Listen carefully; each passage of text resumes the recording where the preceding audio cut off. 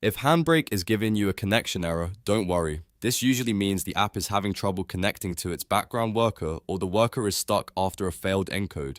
In this video, I'll show you the fastest way to fix the HandBrake error connection issue, step by step, and get your video conversions running again. If this tutorial helps, make sure to hit like and subscribe for more quick software fixes. Let's jump in. The first thing you want to do is check for what I call zombie worker processes. Sometimes the previous HandBrake encode crashes, but the HandBrake worker is still running in the background in a frozen or hung state. When that happens, the HandBrake interface tries to launch the new job, but it can't connect properly because the old worker is still occupying the communication port.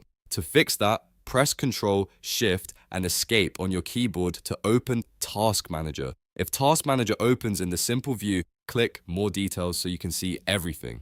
Then go to the Details tab at the top. This is where you'll find all the active system processes. Now look carefully for every instance of HandBrake.Worker.exe. You may see one, or you may see more than one if a previous encode failed badly.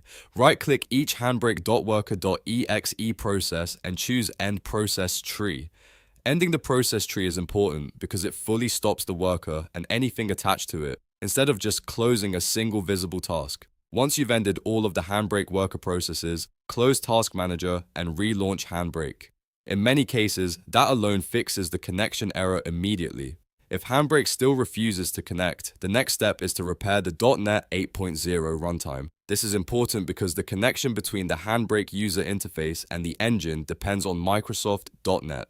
If the runtime installation is corrupted, missing files, or just not behaving correctly, the handshake between the UI and the worker can fail. That failure can show up as a connection problem even when the app itself looks normal. To repair it, open the Windows Settings app, then go to Apps and click Installed Apps. In the search box, type Microsoft .NET Desktop Runtime 8.0. If you're on a 64-bit system, look for the x64 version. Once you find it, click the three dots next to it and choose Modify. If the option appears, select Repair. Windows will verify the installation and fix any damaged files automatically. Let that process finish completely before moving on. After the repair is done, reboot your PC. This part is crucial because restarting helps reset background services, clear stuck network sockets, and reload the runtime cleanly. Even if the repair completes successfully, the changes may not fully apply until after a restart, so don't skip this step. Once your computer comes back on, open HandBrake again and test the same job that was failing before.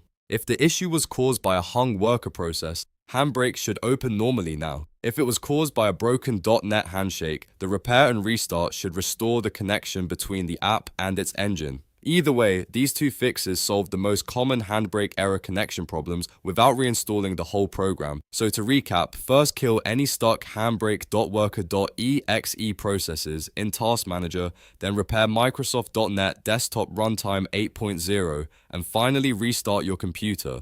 That simple sequence often resolves the connection error and gets HandBrake working again. If this video helped, please give it a like and subscribe for more practical tech tutorials and software troubleshooting guides. Thanks for watching, and I'll see you in the next one.